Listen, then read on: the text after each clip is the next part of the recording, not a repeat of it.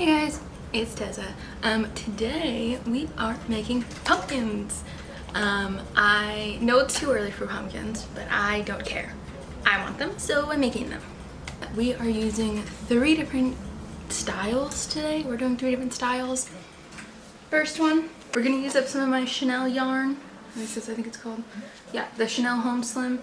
I have this like orangey color. I haven't really used it for anything, so I thought it might be cute or good for pumpkins. And then we have the same orange yarn that was used in the Total On Pilots beanie video. I just have a bunch of it left, so I'm gonna do the same thing I did in that video.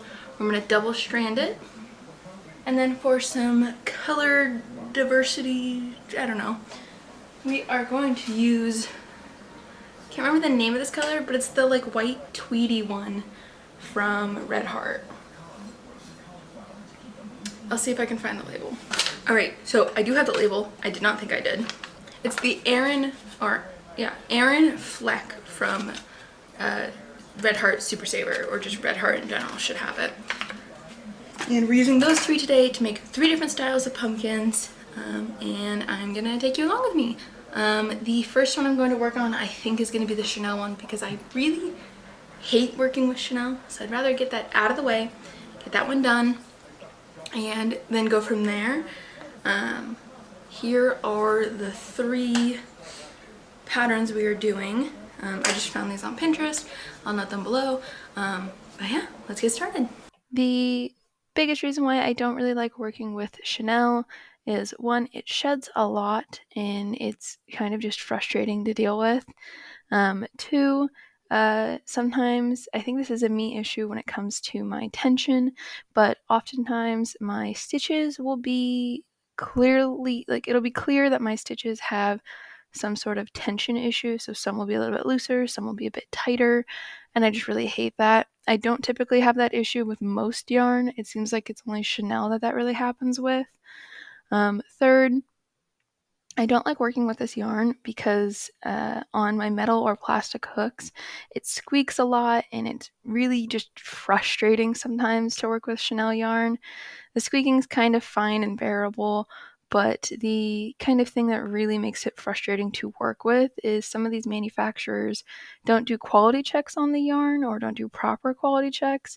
So there'll be occasionally a little section in the yarn where the only thing that's there is the thread holding the fiber together.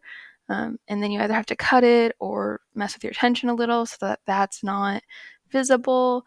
It's just really frustrating. I'd prefer to just use blanket yarn at that point because that typically doesn't have that issue. And it's just as soft in my opinion. The only problem you kind of get with it is if you work with a too small of a hook, sometimes the blanket yarn will like pack on itself and just makes it not as soft. I think that this pattern was the easiest of the 3 because all you're doing is single crocheting into a sphere and then you take a thinner thread to make the little bumps of the pumpkin. I mentioned this later on as well, but one of the problems I have with pumpkin styles like this is I can never get my smaller thread to look correct on all 6 sides or all 4 sides or however many I'm doing. Some areas just are done tighter, some are done looser, and then you're playing a game of trying to tighten them all equally. It just becomes kind of difficult. But yeah, overall I really like this one. Pumpkin number 2 is a pattern by MJ's Off the Hook Designs. She is a crochet artist, and these pumpkins this pattern has 6 different sizes. I went with the second smallest size, so I went with small. I just didn't want these pumpkins to be too big and then not be able to find a place for them really.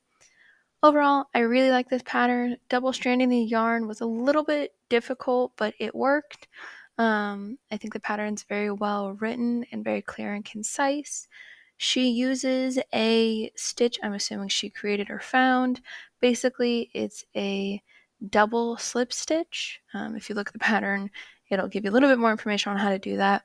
But the way she explains it's really thorough and detailed, while I've seen some people just kind of blanket over those types of stitches. Overall, really liked this pattern, really clear. Yeah.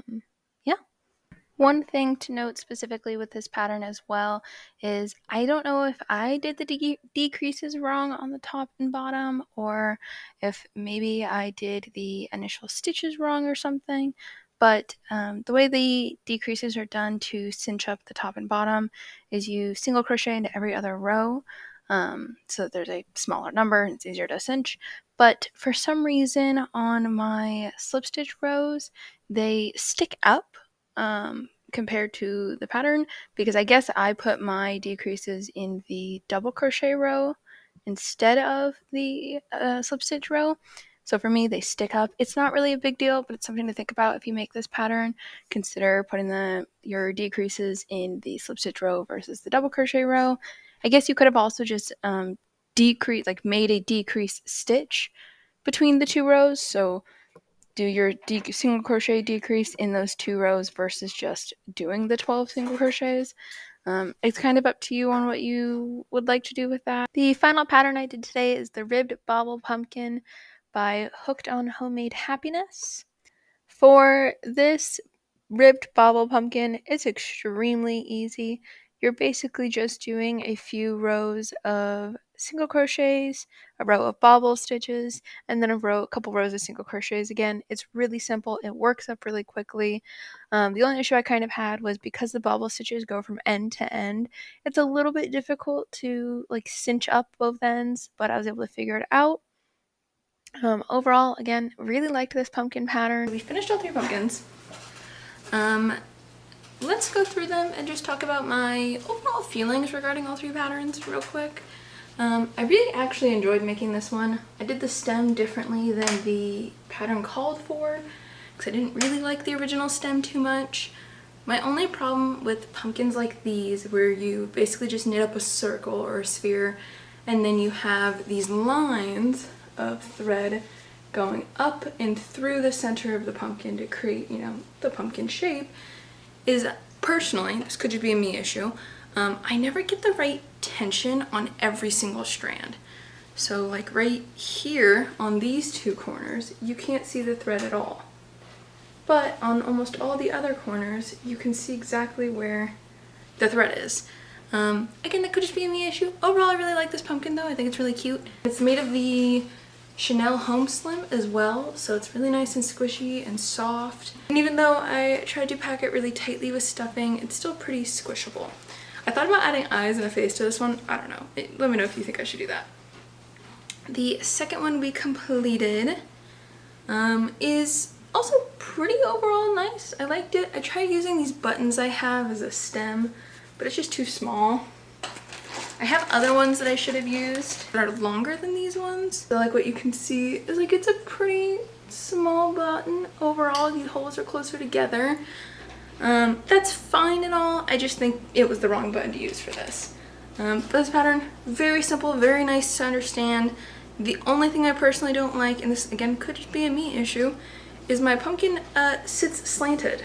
So when you look at it, these lines go slanted, when in all the other photos I've seen, it's pretty straight up and down, no slanting in any direction. And then the final pumpkin here was probably my favorite to make, but also the most strenuous on my hands to make. Doing these bobble stitches kind of is uncomfortable, and I did I did the stem button a little bit differently to make it so that I went through the bottom hole versus the top one. And I think that kind of works out because you can really see it in contrast with this yarn. But yeah, so all 3 pumpkins, great. I really liked all 3 patterns. I'll link them below if I can. Overall, I think they all turned out pretty nice. Let me know what you think below, and I'll see you next week.